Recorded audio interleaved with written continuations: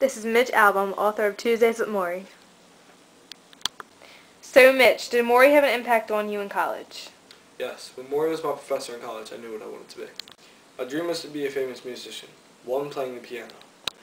But after several years of dark, empty nightclubs, broken promises, and bands kept breaking up, producers who cared about everybody but me, the dream faded. So why didn't you follow your dream, Mitch? After the death of my favorite uncle, my life changed.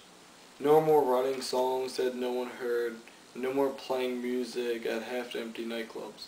Instead, I just went back to school and earned a master's degree in journalism. I took the first job that offered, which was a sports writer. So instead of chasing my dreams, I wrote about famous athletes chasing theirs. So what made you go back to Morrie? I saw him on TV and I remember the promise I made to him. Which was? We'll always keep in touch. After visiting Morrie, did you see yourself changing? Yes, I became more affectionate. When Morrie became weaker, I would help the therapist with Morrie.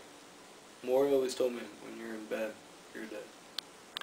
That's why all of our classes were in a study, where he watched a small hibiscus plant shed its pink. How did Morrie's illness really get to him? When it got to his lungs, his breathing became harder. He started to use a breathing tube at night, then he started using it regularly. Morrie told me he wanted to die peacefully, when no one was around. He didn't want to die choking for air, even his coughing was hard to stop. So how did Morrie's death change your life? Morrie! So how did Morrie's death change your life? I look back at the person I was before. I rediscovered my old professor. I want to talk to him, tell him what mistakes to watch out for. Mostly tell him to visit his old professor sooner rather than later before he gets sick.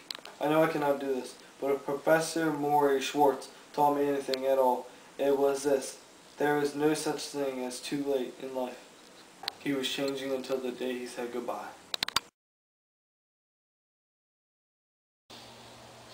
So in the story, Mitch, the album, in the beginning of the story, he seemed to be like nice and caring about others and caring about everything until his uncle died. So then after his uncle died, which was when he was like leaving college and leaving Morrie and everybody, he changed and he stopped following his dream. He stopped doing everything. He just took time preciously and did whatever was there. And he stopped writing his songs and everything. And he didn't want to be a famous musician. So then he sees Morrie on TV, and I guess he realized that he should see Morrie, and so that's what he did. And when he saw Morrie, every day that they were together and he was seeing Morrie, he started changing slowly back to his old self. And in the end of the story, when Morrie dies, Mitch told himself if he can go back in time to the person he was, he would tell that person to watch out for their mistakes, and he would tell them to visit their professor sooner rather than later before he gets sick.